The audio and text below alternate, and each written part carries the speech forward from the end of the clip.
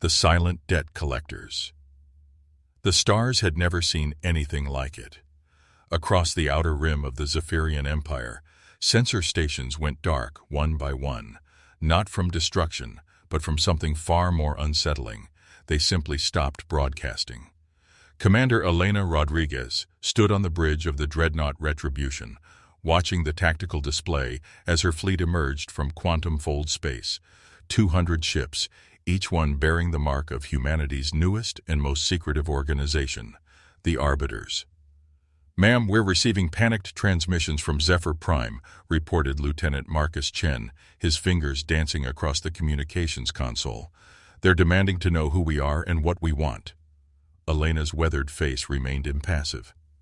After 30 years in space, first as an explorer, then as a trader, and finally as what some might call an avenger, she had learned the value of patience. Today, that patience would finally pay dividends that had been accumulating for over a century and a half. "Open a channel to their capital," she commanded. "It's time they met their creditors." The main view screen flickered to life, revealing the crystalline towers of New Zephyr, the crown jewel of an empire that had grown fat on the suffering of others. Within moments, the angular features of High Chancellor Vextar filled the screen, his silver skin flushed with the purple undertones that indicated extreme agitation in his species. "Unknown human vessels." Vextar's voice carried the familiar arrogance Elena remembered from the diplomatic recordings. "You are violating Zephyrian sovereign space. Withdraw immediately or face the consequences." Elena smiled, but there was no warmth in it. "Chancellor Vextar, I am Commander Elena Rodriguez of the Human Arbitration Fleet. We're here to discuss an outstanding debt." "Debt?" Vextar's large eyes narrowed. "Mans have no standing agreements with the Zephyrian Empire. Your species was deemed unsuitable for major trade partnerships decades ago." Unsuitable. Elena tasted the word like poison. "Yes, that was the term you used after you stole our terraforming technology and massacred the scientists who developed it. But we're not here about trade partnerships, Chancellor. We're here about justice." She nodded to her tactical officer, Commander Sarah Kim, who had been waiting for this moment as long as Elena had. The view screen split, and beside Vextar's shocked face appeared something that made the alien leader's skin shift from purple to a sickly yellow. A holographic ledger stretching endlessly into the digital distance. "This," Elena announced, "is humanity's cosmic ledger. 150 years of meticulous record-keeping. Every crime, every theft, every act of aggression against human colonies, traders, and diplomats. All of it documented, cross-referenced, and verified." The ledger began to scroll, each entry appearing in burning letters that seemed to sear themselves into the space between the two fleets. Vexitar's breathing became rapid and shallow as he recognized incident after incident that his government had hoped humanity would simply forget. "The Titan Colony Massacre," Elena read aloud, her voice carrying across subspace to every ship in both fleets. "Stardate 2387.4. Zephyrian forces destroyed a peaceful human agricultural settlement, claiming it was a military installation. Evidence proved otherwise. Death toll, 12,000 civilians, including 3,000 children." The entry expanded, showing orbital surveillance footage that the Zephyrians thought had been destroyed. The images were clear. Human farmers running from Zephyrian attack ships, children hiding in grain silos that were subsequently incinerated, peaceful infrastructure being systematically obliterated. "That was a military error," Vextar stammered. "Our forces received incorrect intelligence." "The Prometheus technology theft," Elena continued, ignoring his protestations. "Stardate 2401.7. Zephyrian agents infiltrated human research facilities and stole terraforming algorithms worth an estimated 500 billion credits. When the theft was discovered, the research team of 200 scientists was eliminated to prevent testimony." More images appeared. Brilliant human minds at work on technology that would have revolutionized planetary development. Then, the same faces in death, their research stations burning behind them. The technology they had died for now powered dozens of Zephyrian worlds. The Andromeda trade embargo. Elena's voice grew colder with each revelation. Stardate 2419.2 to 2431.8. Zephyrian influence caused 17 independent worlds to break trade agreements with human merchants, resulting in the collapse of the Outer Rim economy and the deaths of 50,000 humans from starvation and preventable diseases. The ledger seemed endless. Every broken promise, every act of sabotage, every human life lost to Zephyrian greed and ambition. Decades of what the galaxy had dismissed as isolated incidents, but what Elena and her people had recognized as a pattern of systematic oppression. "This is preposterous," Vextar finally managed. "Some of these incidents are from before I was even born. You cannot hold the current government responsible for—" "Can't we?" Elena's interruption was soft, but it carried the weight of 150 years of accumulated rage. "Your empire has profited from every single crime on this list. Your worlds were built with stolen human technology.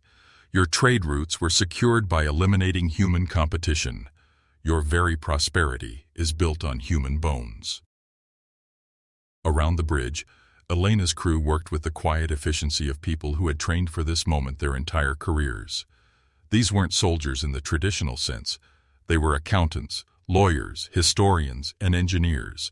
The Arbiters had spent decades not just building the most advanced fleet humanity had ever created, but also constructing the most comprehensive case for interstellar justice the galaxy had ever seen. "What do you want?" Vextar's voice had lost all its arrogance, replaced by the hollow tone of someone beginning to understand the magnitude of their situation. "Justice," Elena replied simply. "You see, Chancellor, humanity learned something important from our dealings with species like yours. We learned that the universe doesn't naturally tend toward fairness. Justice doesn't just happen. It has to be created, enforced, and sometimes collected." The tactical display showed more human ships emerging from quantum-fold space. Not hundreds now, but thousands. The entire human arbitration fleet, built in secret shipyards hidden in the asteroid fields and dead systems that other species had deemed worthless. Each ship was smaller than the massive dreadnoughts favored by the major galactic powers, but they moved with a coordination that spoke of decades of joint training and shared purpose. "For 150 years, Elena continued, humanity has been told to be patient, to work within the system, to accept that justice moves slowly in the galaxy. We were counseled by species like yours that violence was never the answer, that civilized beings resolve their differences through diplomacy and compromise." She paused, letting the weight of irony settle on the transmission. "So we waited. We documented. We prepared. We gave every species that had wronged us chance after chance to make amends, to acknowledge their crimes, to provide restitution. Do you know how many took those opportunities, Chancellor?" Vextar's silence was answer enough. "Zero," Elena said. "Not one species stepped forward to acknowledge their debts to humanity. Not one government admitted their crimes. Not one leader offered to make things right. So we decided to become our own collectors." The ledger continued to scroll, but now it showed more than just Zephyrian crimes. Entry after entry revealed systematic persecution of humans by dozens of species across hundreds of worlds. The Krillian Federation's slave markets, where human criminals were sold to mining operations. The Thessian Concordat's biological weapons testing on human prisoners of war. The Nexus Collective's practice of using human colonies as buffer zones in their territorial disputes. "The bill has come due, Chancellor," Elena announced. "Not just for your empire, but for every species that thought humanity's patience was weakness, that our preference for diplomacy was cowardice, that our desire for peace meant we would accept any injustice." Around Zephyr Prime, the human fleet had formed a perfect sphere, each ship positioned with mathematical precision. They weren't moving to attack, they were simply there, waiting, like collectors who had finally found their debtors at home. "This is your final notice," Elena concluded. "Tomorrow, at the same time, we will begin collecting what is owed. How that collection proceeds depends entirely on your willingness to settle your accounts." The transmission ended, leaving the Zephyrian leadership staring at dark screens and the most comprehensive record of their crimes ever compiled. In the silence that followed, every species in the galaxy that had ever wronged, and humanity began to understand a terrible truth. Humans never forgot, and their patience, while vast, was not infinite. The debt collectors had finally arrived. When the universe learned to fear human patience. 24 hours later, the galaxy watched in stunned silence as the most powerful military fleet in Zephyrian history simply ceased to exist. Not destroyed in dramatic explosions or glorious battle, but systematically dismantled with a precision that spoke of months of planning and decades of preparation. Elena stood on the bridge of the Retribution, watching her screens as human engineering teams swarmed over Zephyrian battleships. The aliens had tried to fight, of course. Their pride demanded it. But humanity's technology had advanced far beyond what anyone had imagined possible. While other species had focused on building bigger weapons and thicker armor, humans had developed something far more dangerous: perfect coordination.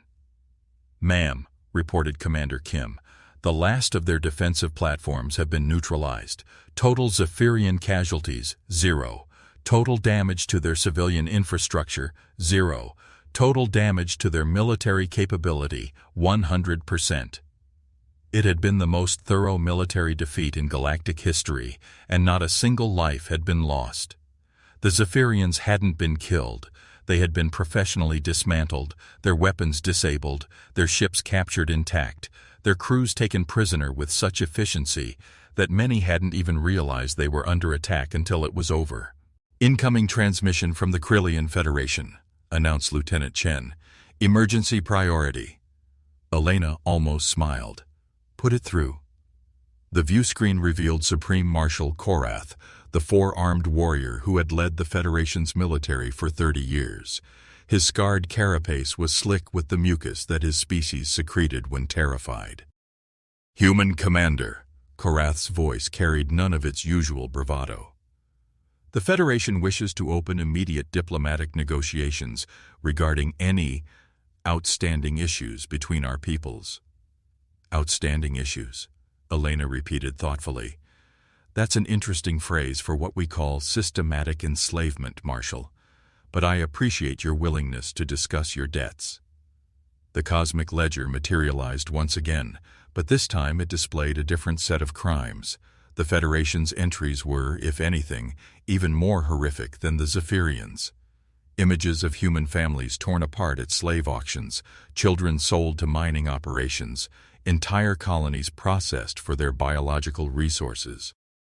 "The Kepler Belt Incident," Elena began reading. "Stardate 2395.3. Krillian forces captured 50,000 human civilians and sold them into slavery, claiming they were prisoners of war from a conflict that never existed. Current status: 23,000 confirmed dead in Federation mining operations, 27,000 still in bondage." Korath's mandibles clicked nervously. Those were legitimate military captures during territorial disputes. "Were they?" Elena's voice cut through his protests like a blade. "Because our records show that the Kepler Belt was a peaceful research station studying asteroid mining techniques. No military presence, no weapons, no threat to anyone. Just families doing their jobs until your raiders showed up."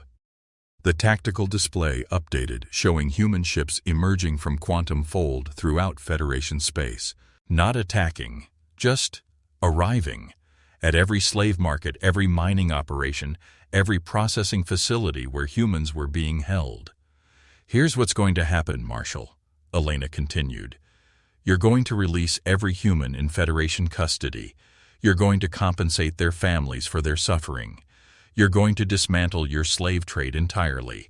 And you're going to do all of this in the next 72 hours. "That's impossible," Korath's 4 arms gestured wildly. The economic disruption alone would collapse our entire— Your economy, Elena interrupted, was built on human suffering. Perhaps it's time for a new business model. The transmission ended, but almost immediately, new channels opened. The Thessian Concordat, begging for negotiations. The Nexus Collective, offering unprecedented trade concessions. The Valorian Republic, promising to review all past interactions with humanity for possible misunderstandings. Every species that had ever crossed humanity was suddenly very interested in diplomatic solutions. But the most important call came from an unexpected source: the Galactic Senate itself. Prime Senator Valdris appeared on the screen, her ancient features bearing the weight of centuries of political experience. The Etherian was old enough to remember when humans first arrived in the galaxy, young and eager to join the galactic community. "Commander Rodriguez," Valdris said, her voice carrying the exhaustion of someone who had seen this moment coming for decades. "The Senate requests an immediate ceasefire and emergency session to address humanity's grievances." Elena studied the old senator, seeing in her face the recognition that had been absent from every other alien leader she'd spoken to, true understanding of what was happening. "Senator," Elena replied respectfully, "with all due respect to your office and your years of service, the time for Senate hearings has passed. We spent a century and a half filing complaints, submitting evidence, requesting investigations.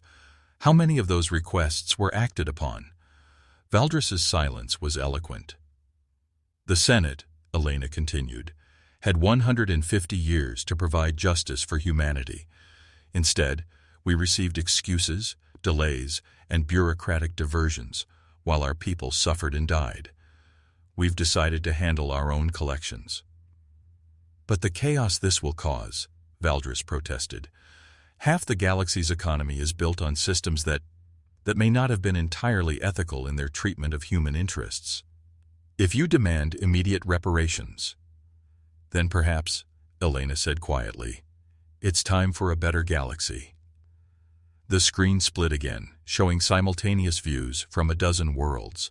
On Zephyr Prime, human teams were already distributing food and medical supplies to populations that had been abandoned by their fleeing government. On Krillian mining worlds, human liberation forces were freeing slaves and providing immediate medical care. On Thessian research stations, the biological weapons that had been tested on human subjects were being systematically destroyed.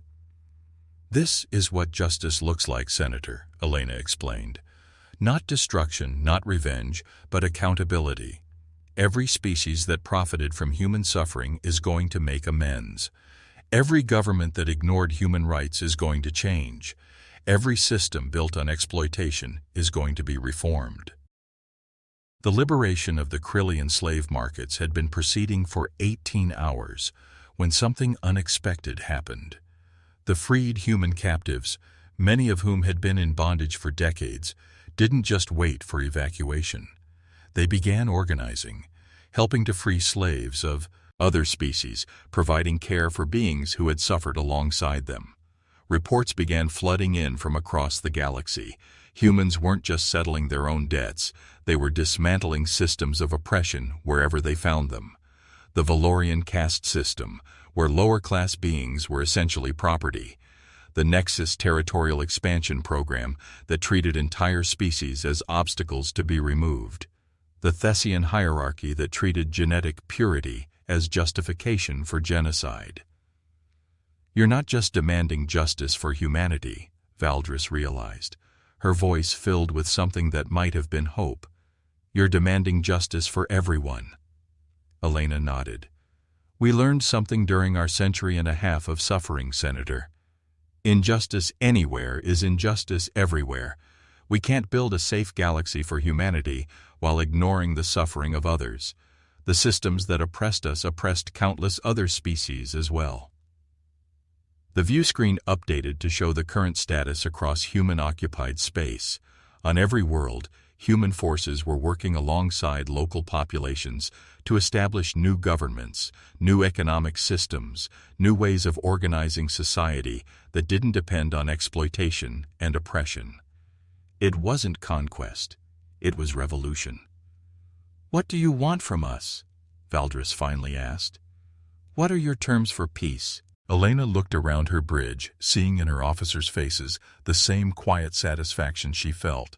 Not the satisfaction of revenge, but the deeper contentment of work well done. "We want a galaxy where no species lives in fear of another," she said. "We want economic systems based on fair trade rather than exploitation.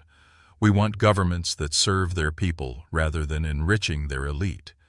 We want a future where no child of any species grows up in slavery, where no family is torn apart for profit, where no world is strip-mined for the benefit of others." She paused, looking directly at the ancient senator. "We want what we've always wanted, Senator. We just stopped waiting for others to give it to us." The months that followed would be remembered as the Great Reckoning. Species after species settled their debts to humanity, but more importantly, they began settling their debts to their own people and to the countless worlds they had exploited. The galaxy's economy didn't collapse. It transformed, becoming more efficient, more equitable, more sustainable. The human arbitration fleet became something new, the Galactic Justice Corps, with membership open to any being willing to stand against oppression wherever they found it.